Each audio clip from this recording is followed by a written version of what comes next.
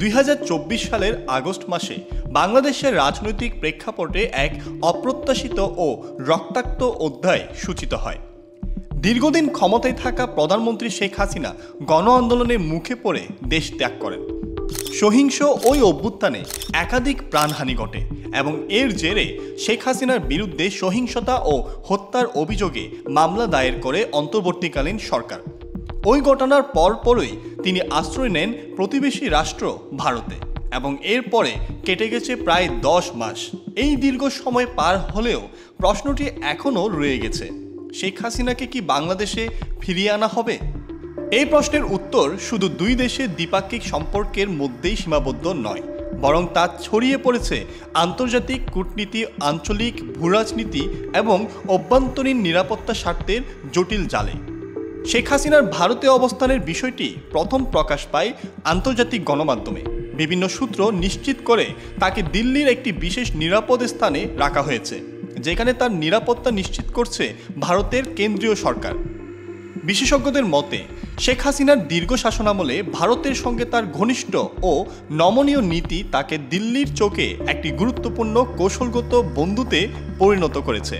ভারতের বহু স্বার্থ রক্ষায় তিনি যেভাবে নীরব সম্মতি দিয়ে গেছেন তা আজকের পরিস্থিতিকে গঠন করেছে বলেই অনেকে মনে করেন। তিস্তা নদীর পানি বন্টন চুক্তি দীর্ঘদিন ঝুলে থাকলেও বাংলাদেশ এই বিষয়ে ভারতের ওপর কোনো চাপ সৃষ্টি করেনি। সীমান্তে বিএসএফের গুলিতে বাংলাদেশি নাগরিক নিহত হলেও প্রতিক্রিয়া এসেছে শুধুমাত্র কূটনৈতিক বিবৃতির মধ্য দিয়ে। ভারতীয় পণ্য পরিবহনের জন্য বাংলাদেশের ভূখণ্ড ব্যবহার, বাণিজ্যে একতরফা ঘাটতির পরও বিনা আপত্তিতে সহায়তা এবং ভারতীয় বিনিয়োগকারীদের কর সুবিধা দেওয়ার মাধ্যমে ভারত অনেকটাই সুবিধাপ্রাপ্ত হয়েছে। এসব বাস্তবতা মিলিয়ে শেখ হাসিনাকে ভারত কেন আজও আশ্রয় দিয়ে যাচ্ছে তা স্পষ্ট হয়ে ওঠে। ভারত যেহেতু অঞ্চলটিতে তার প্রভাব ও ভারসাম্য বজায় রাখতে চায়, তাই তারা এমন নেতৃত্বের পক্ষে যারা তাদের পররাষ্ট্র নীতির সঙ্গে সামঞ্জস্যপূর্ণ অবস্থান নেবেন।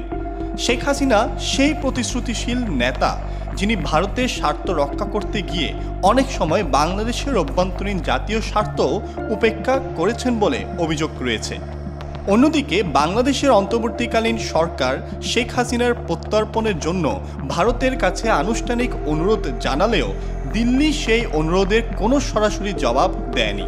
সম্প্রতি ভারতের পররাষ্ট্র মন্ত্রণালয়ের মুখপাত্র রণদীপ জয়সওয়ালকে এই বিষয়ে প্রশ্ন করা হলে বলেন, বাংলাদেশের সঙ্গে ভারতের সম্পর্ক অত্যন্ত ভালো এবং দুই দেশের জনগণের আকাঙ্ক্ষার ভিত্তিতে তারা গঠনমূলক সম্পর্ক বজায় রাখতে চায়। বিশ্বের বিভিন্ন রাজনৈতিক বিশ্লেষকরা মনে করছেন শেখ হাসিনাকে ফেরত পাঠানো ভারতের দীর্ঘমেয়াদী কৌশলগত অবস্থান দুর্বল করতে পারে। কারণ বর্তমান অন্তর্বর্তী সরকার ভারত বিরোধী নয় বটে, কিন্তু তারা ভারতীয় প্রভাব থেকে বেরিয়ে এসে একটি স্বাধীন ও নিরপেক্ষ পররাষ্ট্র নীতি অনুসরণের কথা বলছে। এই পরিস্থিতি ভারতের জন্য অস্বস্তিকর, কারণ এতে করে তাদের দীর্ঘদিন ধরে গড়ে তোলা আঞ্চলিক প্রভাব খর্ব হওয়ার আশঙ্কা দেখা দিয়েছে।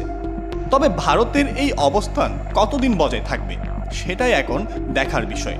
কারণ একদিকে বাংলাদেশ সরকারের চাপ বাড়ছে, অন্যদিকে আন্তর্জাতিক পরিমণ্ডলে ভারতের ভাবমূর্তি নিয়েও প্রশ্ন উঠতে শুরু করেছে।